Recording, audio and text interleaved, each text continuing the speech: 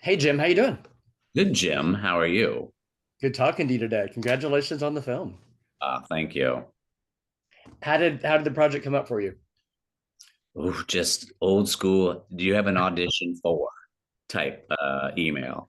So Yeah. yeah, just started as I mean, it was on Zoom. So the first audition was just like this. Okay. That's great. Well, tell me about Lance.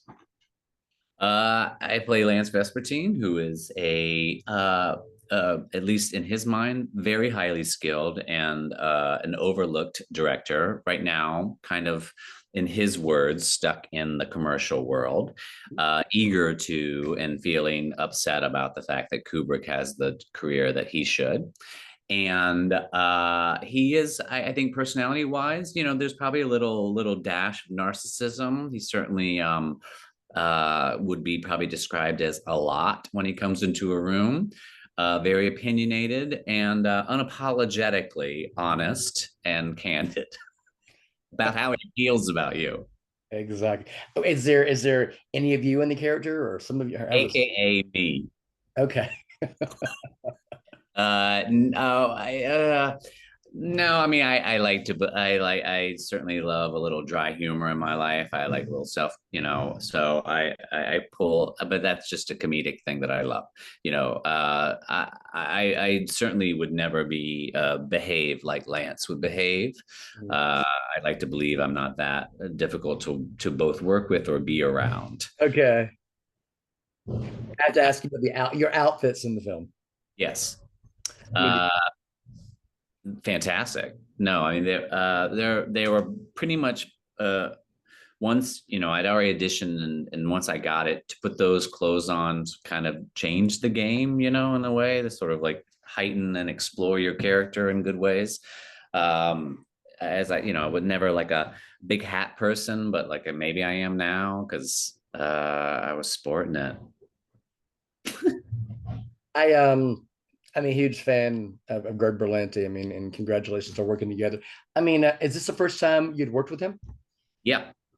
Both work and met, I guess. Maybe socially, like in passing, but now he can't get rid of me, or at least that's my how I'm operating. I don't know how he's going to be operating. I mean, this seems like it's a very personal film for him.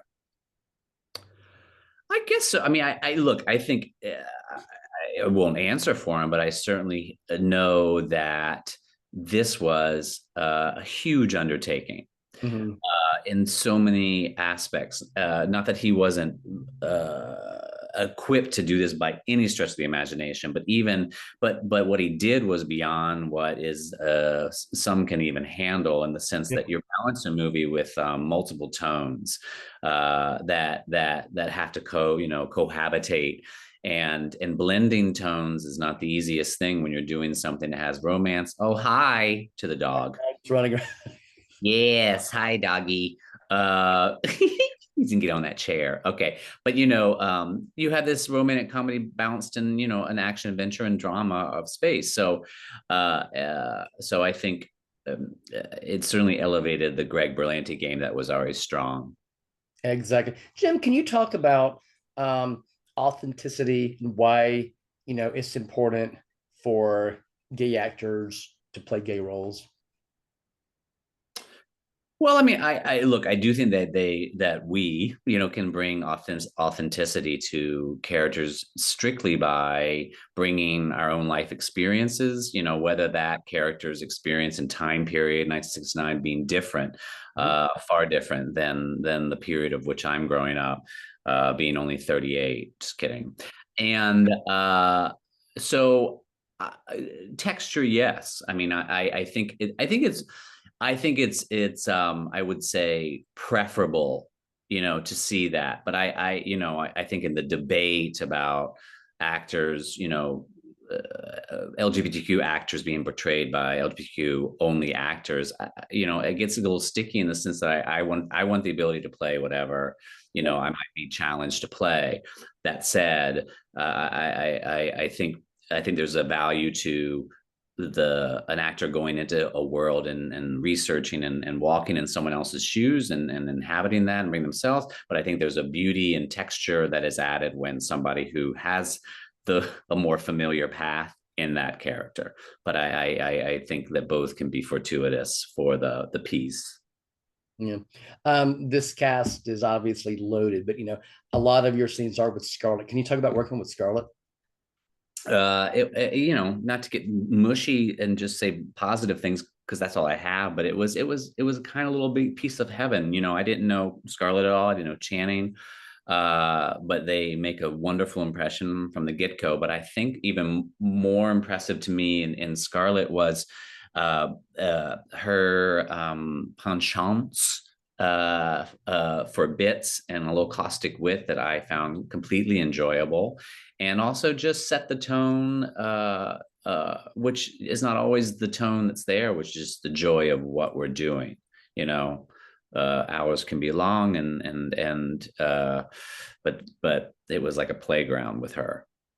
I've always found her so incredibly versatile. She can do Marvel. She can go to Broadway. She can do drama, comedy. She's just I am a huge fan of hers. I'm glad it was a great experience. But I have to ask you about Bros as well, because I know that Bros was another film. What was that experience like? Equally pleasurable, but a joyous and a whole added layer because not just because everything because of Billy Eichner and others, Yeah, the front of the lens and behind the camera was a good wealth of LGBTQ representation. So your crew and everyone in that room, you knew you were doing something together, which I thought is an invaluable experience that I was lucky to be a part of. that's great. So what's lined up for you next? Well, right now I have the Lance hat on, but I'm not being as big a dick about it. I I directed a small movie I wrote during the pandemic. We're just in the post parts process, like starting the whole music and all the bells and whistles, and so probably do the festival route, I hope. But just a small movie that stars Allison Janney and Andrew Rannells, so I'm happy. Small little unknown cast. So anyway, Yeah, they're fine. They're fine. You get what you get.